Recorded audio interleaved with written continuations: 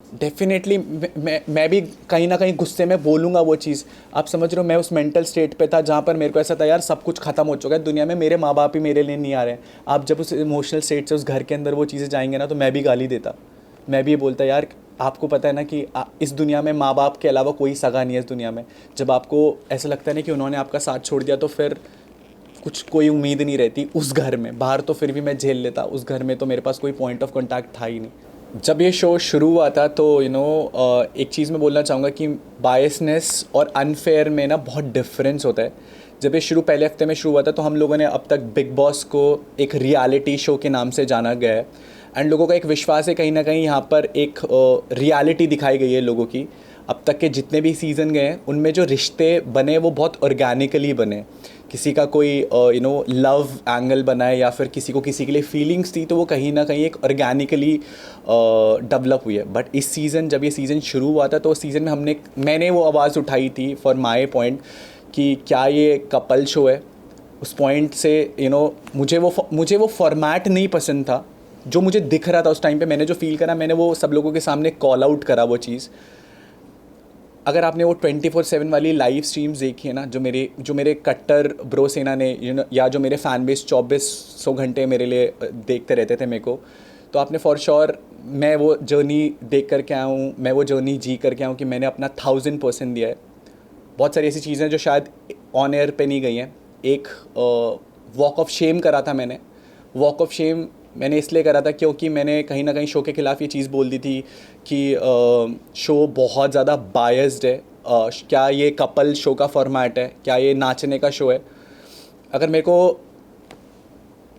कहीं ना कहीं अगर मेरे को कपल शो में जाना होता तो बहुत सारे प्लेटफॉर्म्स हैं ऐसे, बहुत सारे शोज़ हैं जो कपल फॉर्मेट कहीं ना कहीं सपोर्ट करते हैं।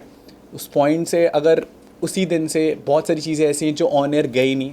इवन अभी जो आपकी फ्रेटर्निटी है उनसे मुझे फीडबैक मिला है। इवन मेरे पास अब फ़ोन की एक्सेस आ चुकी है। मुझे पता लगा जो मेरे 24/7 के जो लाइव स्ट्रीम्स थे, 2-2 3-3 4-4 घंटे के जो लाइव स्ट्रीम्स थे, वो म्यूट कर दिए गए थे। मेरे फैंस ने मेरे को भी जस्ट टैग्स करके वो सारी चीज़ें ट्विटर पर ट्रेंड हो रही हैं।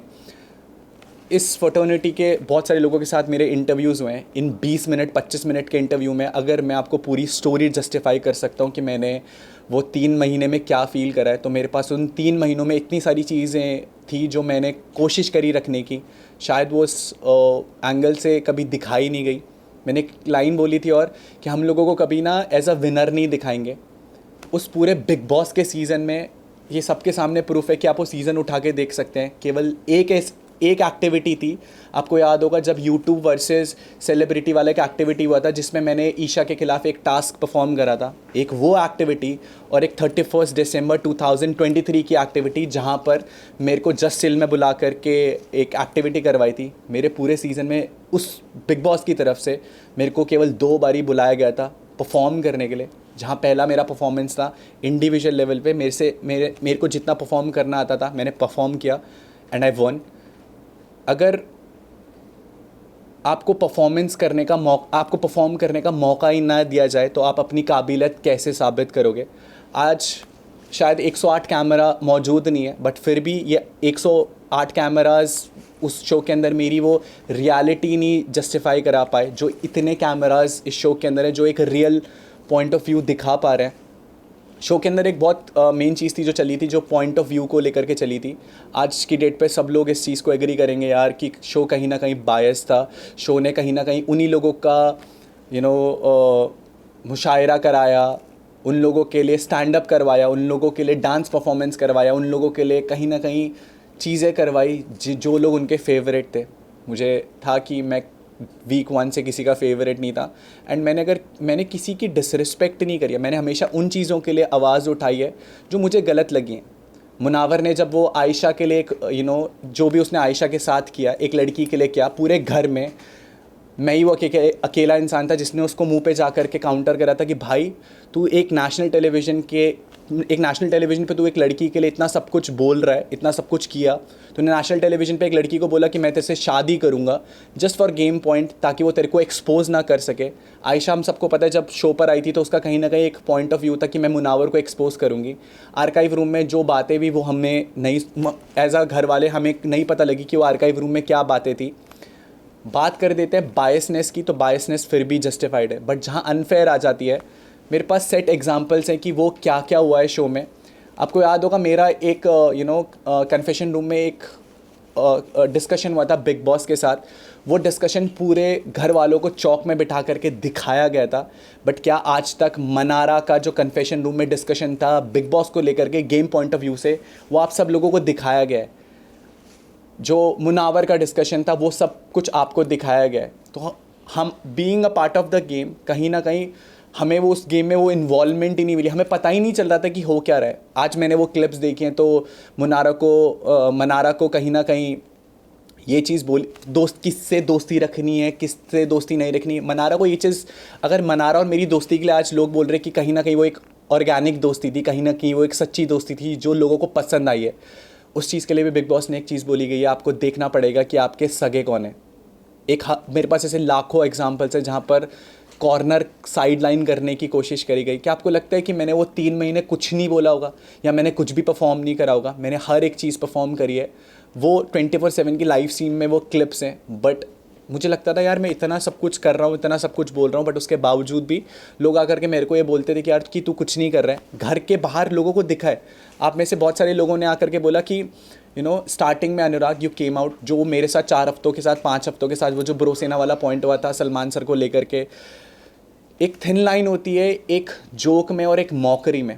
मैं उस शो पर जब पहुंचा था ना, तो मुझे उस शो ने बाबू भैया, मेरा असली नाम अनुराग डोवाल है, बट मुझे उस शो ने बाबू भैया नहीं बनाया था, मुझे मेरी ब्रो सेना ने, मेरी कम्युनिटी ने मुझे वहाँ तक पहुँचाया था। और मुझे अगर उस प्लेटफॉर्म पे लगा कि वो मॉकरी हो रही है, तो मैंने बहुत रिस्पेक्टफुली ये चीज़ सबके सामने रखी कि बिग बॉस प्लीज़, आपको गेम के रिगार्डिंग कोई भी फीडबैक देना है वो आप मुझे दे सकते हैं, बट अगर आप मेरी ब्रो सेना को लेकर के उनकी मॉकरी करेंगे तो वो मुझे बहुत हम्बली नहीं पसंद। और मैंने हाथ जोड़ करके ये कन्फेशन रूम में बोला भी था बिग बॉस को, बट उसके बावजूद व्हाट आई फील लाइक कि बायसनेस में और फेवरेटिज्म में और अनफेयर होने में एक बहुत बड़ा डिफरेंस था, जिसके कारण जो ये मैं आज अगर आपके सामने इंटरव्यू दे रहा हूँ ना, मैं इतना डंकी की चोट पे बोल सकता हूँ कि जनता इतना प्यार करती है कि कभी बिग बॉस को ये पता था कि मैं कभी उससे बाहर नहीं आने वाला हूँ।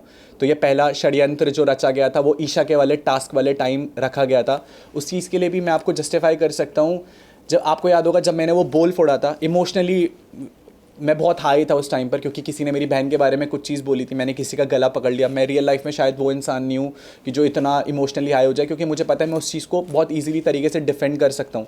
बट जब नेशनल टेलीविज़न पे कोई ये सारी चीज़ें करेगा तो मैं चुप रहने वाला नहीं था। My whole point of saying is that कि अनफेयर हुआ, प्लान्ड इविक्शन था, मेरे को निकाला गया। उस टाइम जब ईशा ने वो डिसीजन फ्लिप कर दिया तो वो बिग बॉस की जो चाल थी वो पूरी नहीं हो पाई। बट सेकेंड टाइम मैं भी नहीं जीत पाया और मैं हार करके बाहर आ गया। पता है आपको, जब मैं शो में जा रहा था तो बहुत सारे लोगों के नाम आए थे कि यार ये लोग भी जा रहे हैं, ये लोग भी, ऐसा होगा वैसा होगा। उस टाइम हम लोग को, मेरे को कॉन्ट्रैक्ट के साथ, मैं जिस कंपनी के साथ ये कॉन्ट्रैक्ट कर रहा था, जिस चैनल के साथ मेरा वो शो था, मेरे को वहाँ से कुछ ये फीडबैक नहीं था। और मैं पॉइंट ऑफ व्यू किस पे भरोसा करूँगा? जिस चैनल के साथ मैं एसोसिएट होने जा रहा हूँ। अगर मैं आपके साथ काम करूँगा तो मैं आपकी बात पे विश्वास करूँगा। इस इंडस्ट्री में रोज़ ऐसी अफवाहें उड़ती हैं जिन पे शायद हम लोग विश्वास कर सकते हैं और नहीं कर सकते। लेकिन मैं आपको एक चीज़ बताऊँ, ये इस कॉन्ट्रैक्ट जब साइन करने की बात आई थी, इस वक्त कितने यूट्यूबर्स जो कपल है उन लोगों ने डिनाई कर दिया था बिकॉज दे डोंट वांट कि उनका इमेज बाहर नेगेटिव दिखे। इसी वजह से कपल वर्सेस सिंगल का उन्होंने कॉन्ट्रैक्ट डिनाई कर दिया था। जब कॉन्ट्रैक्ट साइन करते हैं ना मैम, तो उसमें एक एनडीए भी रहता है जिसके साथ भी वो कॉन्ट्रैक्ट, आपको ये चीज़ें इसलिए पता है क्योंकि आप बाहर थे। मेरे को ये चीज़ें नहीं पता थी क्योंकि मैं ये चीज आपके घर में जाने से पहले हुई ना, कॉन्ट्रैक्ट तो घर में जाने से पहले साइन होता है। जी बिल्कुल। और उसके अंदर तो इन्फॉर्मेशन होती है आपको कि कपल्स वर्सेस सिंगल। मेरे पास कॉन्ट्रैक्ट पड़ा होगा अगर वो भी। न्यूज़ तो जब से बिग बॉस की जब न्यूज़ आई थी 17 सीजन आने वाला है, उसके 1 महीने से चल रही थी कि कपल्स वर्सेस सिंगल होने हैं, जबकि आपका नाम बहुत एंड मोमेंट पे बाहर आया कि यूके राइडर्स घर में जाने वाले। बिल्कुल, मेरे पास कॉन्ट्रैक्ट भी है, but honestly to be very honest, जिस चैनल के साथ मैं वो काम कर रहा था, मैंने उनसे पूछा भी था तो दे डिडंट आंसर्ड मी। मैं जिसके साथ काम करूंगा और मैं उनसे भी वो क्वेश्चन पूछूंगा और वो मेरे को मना कर देंगे, तो मेरे को आइडिया नहीं था डे एंड तक कि हाँ, मुझे पता था कि कुछ कपल्स आ रहे हैं, बट ये चीज़ को मैं जस्टिफाई करना चाहूँगा। स्टार्टिंग में मैंने चीज़ बोली थी कपल शो है, इस बारी के बिग बॉस सीज़न 17 में शुरू से एंड तक लेकर के लोगों के कपल्स ही घसीटे गए हैं, चाहे वो ईशा हो, चाहे वो मुनावर हो, चाहे वो आयशा हो। कहीं ना कहीं शो में मुनावर और मनारा का भी एक एंगल दिखाने की कोशिश करी गई थी। इवन मुझे बाहर आकर के पता लगा कि मेरा और मनारा का भी कुछ ना कुछ एक स्टार्टिंग में एक एंगल दिखाने की कोशिश करी थी, जबकि मैंने डे 1 पे चीज़ बोली थी कि मैं कमिटेड हूँ। वो दिखाया नहीं दिखाया, बट मैंने बोला था कि मेरी गर्लफ्रेंड बाहर है। वो न्यूज़ भी बहुत बाद में अभी के हिसाब से मुझे पता है कि वो बहुत लेट टाइमलाइन में आई थी। वो पता है कब बाहर आई थी? जब भारती जी शो में आई थी, तो भारती जी ने एक बोला था बाहर उम्मीद है, तो शायद वो तब जस्टिफाई हुई थी। कहीं ना कहीं देर मुझे अब पता लग रहा है कि मेरा और मनारा का वो एंगल दिखाया गया, जबकि मैं डे 1 से मेरा और उसके दोस्ती का जो जोन था वो बिल्कुल क्लियर था। ऑल्सो अनुराग, एक मिनट, वो कम्युनिटी वाली बात जो है, आप क्या कहना चाहोगे उस पर? क्योंकि आपकी खुद की कम्युनिटी ने 90% ऑफ योर कम्युनिटी आपको ट्रोल किया है बिग बॉस में। जब मैंने वो कम्युनिटी वाली बात कही थी ना, तो आपको ये बात भी याद होगी कि अंकिता लोखंडे जी ने एक बात कही थी उस प्लेटफॉर्म पर कि तुम लोगों को हमारी वजह से शो में दिखाया जा रहा है और ये बिग बॉस शो हमारा है। ये नेशनल टेलीविज़न पे बात है। मैं कम्युनिटी की बात करूँ तो मेरे लिए पहला एक्सपीरियंस है कि मैं टीवी इंडस्ट्री में कोई शो कर रहा हूँ। ये मेरा पहला शो था। मैं अगर एक दूसरी दुनिया से एक दूसरी दुनिया में आया हूँ, एंड अगर मैं उस दुनिया में जा कर के बहुत कुछ नया एक्सपीरियंस करने गया हूँ, और आप ये बोलोगे कि हट यार तू यहाँ के लिए तू यहाँ पर आया तो तू हमारी वजह से दिख रहा है, बहुत हर्टफुल फील होता है। बहुत बुरा लगता है यार कि मैं भी अपनी दुनिया में कुछ ना कुछ कमा के तो आया हूँ, तभी मुझे मेरी दुनिया से यहाँ पर बुलाया गया है। टॉकिंग अबाउट कम्युनिटी, मैंने ये चीज़ बोला था कि हम लोग यहाँ पर पहुँचे। मैंने स्पेसिफिकली ये इंटरनेट होगा वीडियोस में कि मैं यहाँ पर अपनी मेहनत पे पहुँचा, अपने दम पर पहुँचा। एंड जब आप एक कम्युनिटी को, अपनी कम्युनिटी का मैंने एक स्टैंड लिया हमेशा, अपना स्टैंड लिया हमेशा। उस कम्युनिटी, वो बोलते हैं ना कि अच्छे बुरे लोग हर जगह होते हैं। जो अच्छे लोग थे एल्विश भाई, उन्होंने आज भी मेरा साथ दिया। आप ही लोगों ने मुझे चीज़ बताई है, अच्छे बुरे लोग हर जगह रहेंगे, आपको गिराने वाले लोग बहुत जगह रहेंगे। जब आप अच्छा कर रहे होगे ना ज़िंदगी में, तो आपको अप्रिशिएट करने वाले लोग बहुत कम आएंगे। बट जब आप गिर रहे होगे ना ज़िंदगी में, तो 10 लोग और उठ करके आएंगे आपको नीचा दिखाने के लिए कि तू गिर रहा है, ले मैं वो 11वां इंसान बनता हूँ जो तुझे तेरी जगह दिखा रहा है। बट फॉर मी, मेरे लिए मेरी जगह मुझे पता थी। और मेरी कम्युनिटी यूट्यूब है, और वो भाईचारा दिखाए कि जब इंसान का बुरा वक्त चल रहा होता है ना, तो सब उस पर उंगली उठा रहे होते हैं। जब मैं बीच में उस जोकर वाले फेस से गया, मैंने वो मीम्स देखे। आज पूरा भारत, कोई भी मेरे को आकर के बोल रहा है भाई तू अच्छा खेला, बट बीच पे कहीं ना कहीं वो जोकर को लेकर के लोग मेरे पे मीम उठाते थे कि भाई क्या बोल रहा है, ये शो बायस्ड है। आज इस चीज़ से लोग अग्री कर रहे हैं। फ़र्क केवल वक्त का पड़ता है। उस टाइम मेरा बुरा वक्त था तो लोगों ने मुझे ट्रोल करा, आज मेरा थोड़ा सा अच्छा वक्त है तो लोग मुझे अप्रिशिएट कर रहे हैं कि तू सही खेला भाई। मैं वही चीज़ बोल रहा हूँ, उस घर के अंदर भी 108 कैमराज थे, और आज ये वाले कैमराज हैं जो मेरी पर्सनालिटी दिखा रहे हैं, जो एक पॉइंट ऑफ व्यू दिखा रहे हैं कि जो मैंने चीज़ें रखी है। टॉकिंग अबाउट आप फ़ैन बेस को लेकर के घर के अंदर बहुत सवाल उठे कि मेरा एक फैंडम था, तो मुझे था कि कहीं ना कहीं वो जिता देगा मुझे। आपको पता है इस बारी का जो सीज़न था ना, उस सीज़न में सब लोग एक प्लस पॉइंट लेकर के आए थे। अंकिता जी टीवी का एक्सपीरियंस लेकर के आई थी, मुनावर शायरी का एक्सपीरियंस लेकर के आया था, खानज़ादी रैपिंग का एक्सपीरियंस लेकर के आई थी। तो जब आप उनके प्लस पॉइंट पर सवाल नहीं उठा रहे कि भाई तू ये पहले से क्यों लेकर के आया, तू शो में ये मत कर, तू भी एक नॉर्मल इंसान की तरह बात करके दिखा।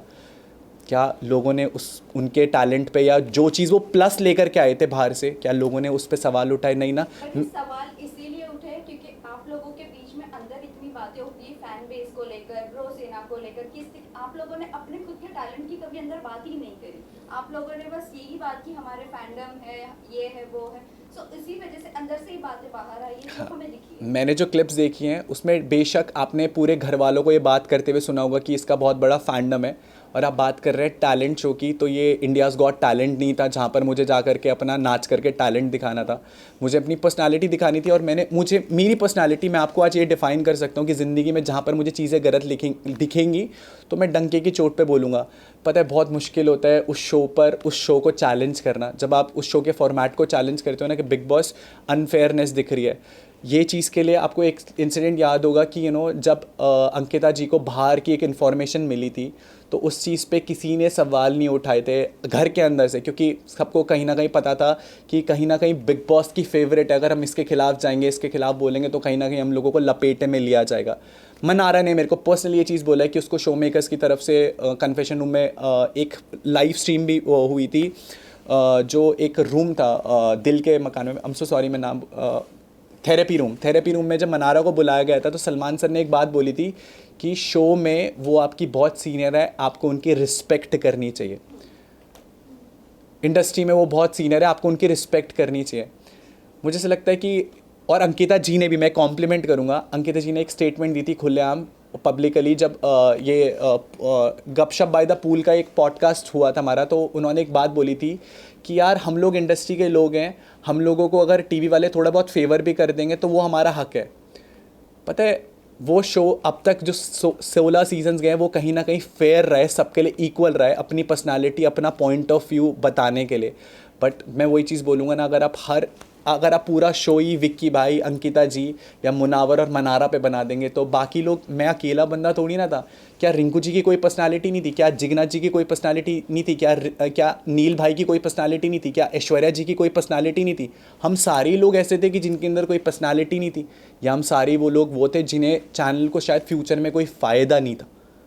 आज जब मैं बाहर आया था तो बहुत सारी चीज़ें मेरे को दिखी हैं कि किन के लिए बिल्कुल फेवरेटिज़म हुआ है। वो बात, अगर हम एक इक्वल गेम खेल रहे हैं ना, और हम एक रेस में भाग रहे हैं जिसमें हम लोगों को सबको पैदल भागना है, और आपको घोड़े में बोल दिया कि घोड़े में भाग, तो मैं तो ऑब्जेक्शन उठाऊंगा ना यार, कि यार इनको घोड़े में भागने के लिए बोल रहे हैं, हमें पैदल भागने के लिए बोल रहे हैं। तो मेरे लिए तो मैंने अनफेयर का पॉइंट उठाया, जो मुझे उस टाइम फील हुआ मैंने वो बात अपनी सबके सामने रखी, जो मुझे फील हुआ, जो मैं रियल था, मैंने वो हमेशा सबके सामने वो मुद्दा रखा। मैं आपको ये चीज़ करेक्ट करना चाहूँगा, ये फेक न्यूज़ है कि मेरी क्रिएटिव के साथ कोई झगड़ा हुआ है। ये ऐसी कोई बात ही नहीं थी कि मेरी क्रिएटिव के साथ कोई झगड़ा हुआ है।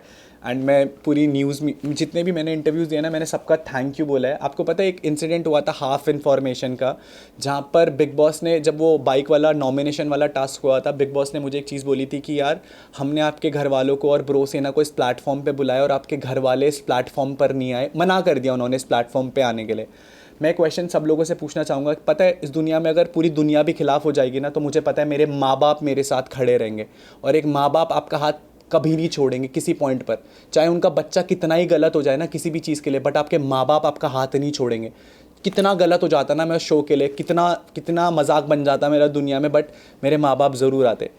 ये चीज़ मैं पूरी फ्रेटर्निटी को थैंक यू बोलना चाहूँगा। आप में से कई लोगों ने मेरे भाई को रीच आउट करके ये चीज़ सच्चाई रखी। एक ऑडियो कॉल भी शायद वायरल हुआ था कि जहाँ पर ये बात हुई थी कि उन्होंने कभी ये बोला ही नहीं था कि आप इस शो पर आओ, आपको बस ये था कि आप हमसे बात करो, हम वो वीडियो फुटेज लेंगे। एंड मैं किस सिचुएशन से गया हूँ अंदर, जब मेरे को ये चीज़ पता लगी है कि मेरे घर वाले शो पर नहीं आए। पूरे सीज़न में लोगों ने मुझे चिढ़ाया है कि तेरे घर वाले, तेरे मम्मी पापा इस शो पर नहीं आए।